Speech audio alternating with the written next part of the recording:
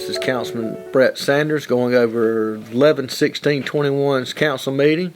Again, we had several third readings, and it seems kind of monotonous, a fee in lieu agreement or an expansion agreement, but it shows how well our economic development department is recruiting. It shows how industries that are here now like being here and continue to expand. We had a fee in lieu agreement, Project Limestone, spending $31 million in Anderson County. They're doing a 1 million square foot warehouse, spec warehouse, with plans to continue, and that's good to hear. We also had third reading Duke Energy on easement on a piece of property to help them with their communications and power distribution. We also Project Storybook, which was a Greenville project that the county goes into a joint county industrial park, and the county will be able to receive 1% of the tax revenue that generates, and it's a reciprocal relationship between Anderson County and Greenville.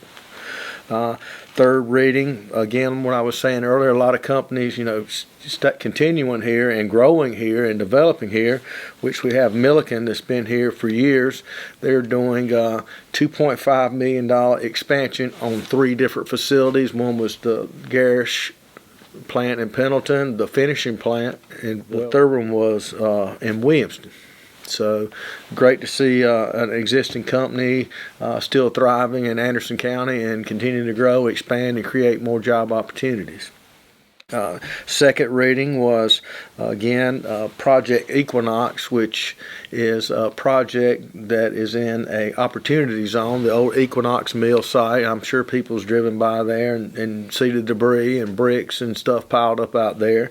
The county sold that property to a developer that's going to spend $39 million doing housing there, multifamily housing, some commercial stuff, parks. So it's good to see that those areas are starting to come back to life, and a project of this nature will breathe life back into that area and help actually bring more people into downtown Anderson. So you could change the face of the city. Oh, yes. You got Project Chemtex, which was a $29 million investment that we worked with the city on helping to promote the deal. I think Councilman John Wright Jr. has been working hand in hand with the city and shows a great collaboration and partnership with City Council and their administration as well.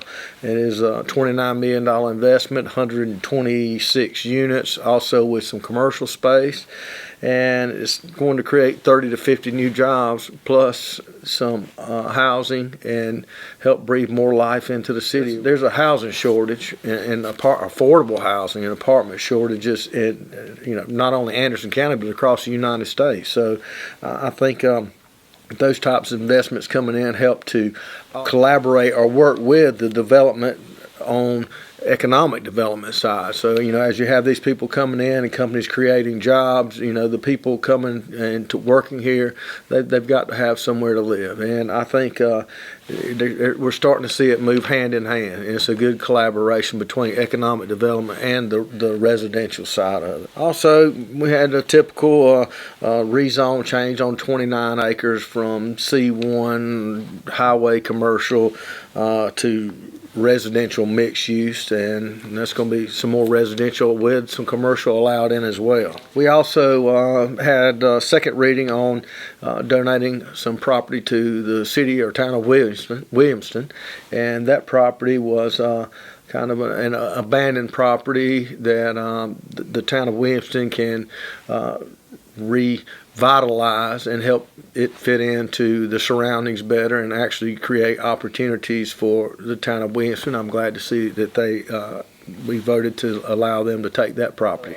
We also had another investment of $93 million, and that was under Project Aardvark, and it's going to create 10 jobs on a $93 million investment, and it is a company that's here now in Anderson County. So, not only we're bringing in or recruiting, higher paying jobs, careers, not jobs. I mean, there's careers out here now, and like I said, economic development does a great job bringing them in. But the thing is, you see that the existing companies here, or the companies that have been here, they're able to thrive and survive here and actually grow and expand, and I think that's the key. You know, it's not as much, you know, trying to bring more companies in, but it is trying to provide an environment for companies that's here now to succeed. And I think you and I discussed earlier, not only that, but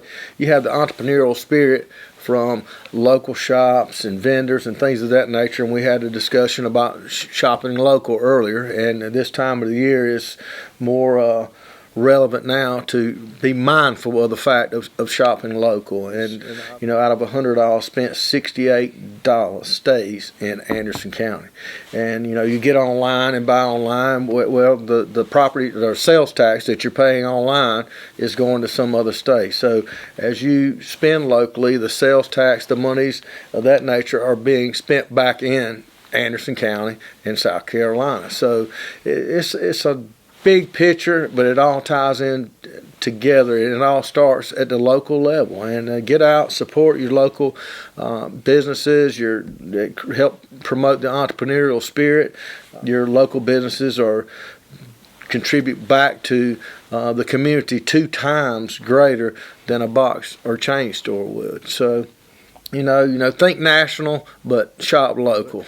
Also tonight, Chairman Tommy Dunn from District 5 formed an ad hoc committee to address the litter situation here in Anderson, and it's an issue across the state. And the county, Anderson County, does a good job in getting out. We do once a year our big community-wide cleanup, but it's something that's got to be done on a regular basis, not once a year. And he has formed a committee with, I think, Chairman John Wright Jr. is going to be the chairman of that committee, along with Miss Cindy Wilson and also Mr. Glenn Davis. So they'll be working on some things of that nature. We actually had someone that just moved to Anderson County speak tonight, and glad to see people coming and getting involved in the council meetings. And it's an issue that's near and dear to them, and they're going to be able to assist and work with the committees. Also, I'd like to thank our council members tonight.